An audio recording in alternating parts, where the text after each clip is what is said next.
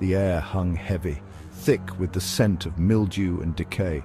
Dust motes danced in the faint beams of moonlight filtering through cracks in the ceiling. Mira Kapoor shivered, pulling her shawl tighter around her shoulders. The silence of the underground chamber pressed in, broken only by the drip, drip, drip of water from some unseen source. Dr. Crowe, I know you're here. Show yourself. Her gaze swept around the chamber, taking in the strange instruments, the arcane symbols etched into the stone floor. A shiver, colder this time, ran down her spine. This place, it felt wrong, evil.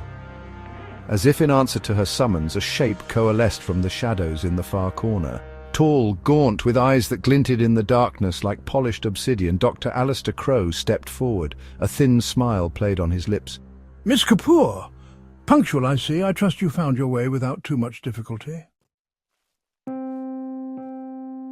Mira took a step back, putting as much distance between herself and the unsettling figure of Dr. Crowe as she could.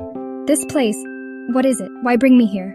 This, my dear, is a repository of secrets, a place where knowledge, ancient and terrible, is kept safe from prying eyes.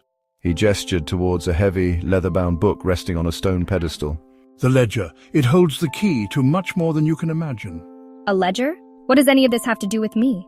More than you know, Miss Kapoor. This ledger, it doesn't just record the past, it has the power to shape the future, to bind souls even across generations, and now it is your turn to decide its fate. Bind souls? What are you talking about? Mira's hand flew to her throat. She suddenly felt cold, exposed. Your family, Miss Kapoor. They were involved in certain affairs, things best left buried in the past. My family? Mira's mind reeled. What was this man talking about? Her family had always been so normal, so ordinary, hadn't they? Oh yes.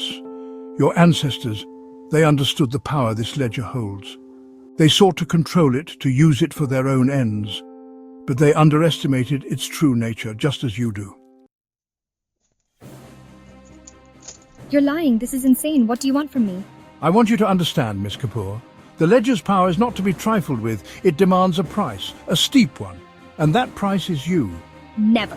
Mira drew herself up, defiance burning in her eyes. She wouldn't be some pawn in this madman's game. In a blink, the chamber seemed to crackle with energy. The symbols on the floor glowed an eerie green, and ghostly figures materialized from the shadows. You cannot defy destiny, child. The chamber shook, dust raining down from the ceiling as the battle began. The last thing Mira saw before the chamber crumbled around her was Crowe's face, twisted in a triumphant sneer. This isn't over, Miss Kapoor. This is only the beginning. Then she was falling, darkness swallowing her whole. To be continued. Do you want to know what happens to Mira? Subscribe to Mystic Narratives to find out.